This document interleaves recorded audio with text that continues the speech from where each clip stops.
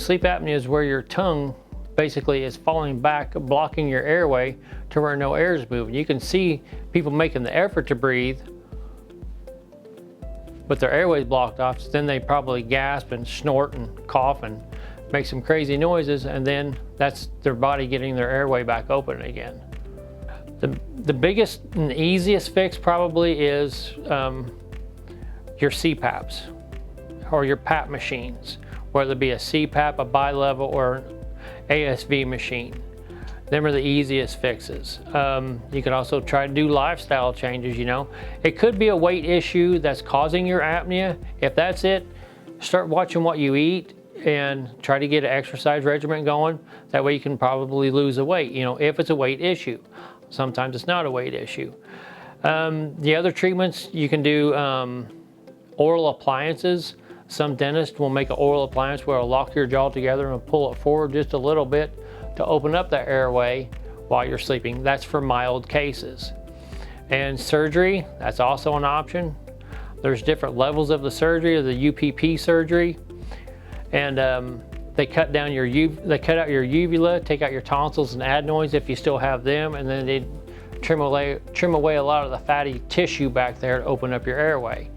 And does it work all the time? Not all the time it does. It's probably about a 50-50 shot.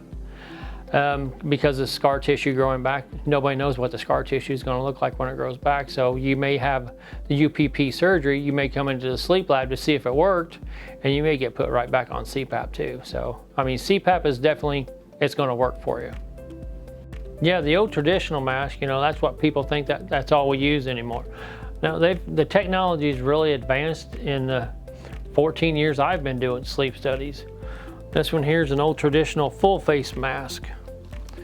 It's got the part that goes up against your forehead, then your nose in here, your mouth in here, so it covers up your whole face pretty well. And now some of the full face masks, this is it.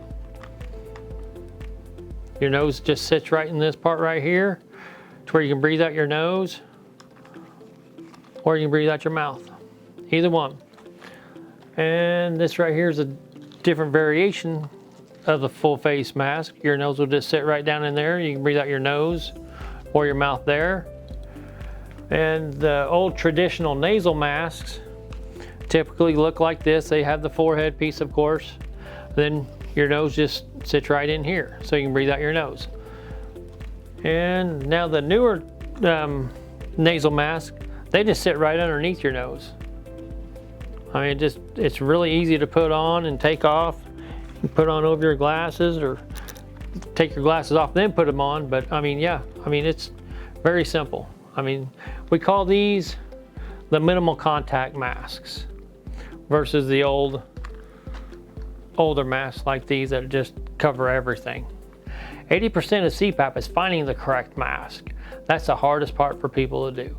Once you find a mask that you can tolerate, then the rest of it just becomes habit. If you've had your sleep study done with us at Sarah Bush, we will work with you to find a mask. The only thing you got to do is call and make an appointment with one of us during the day, and we will work with you. There's no cost to you to come in here and do it.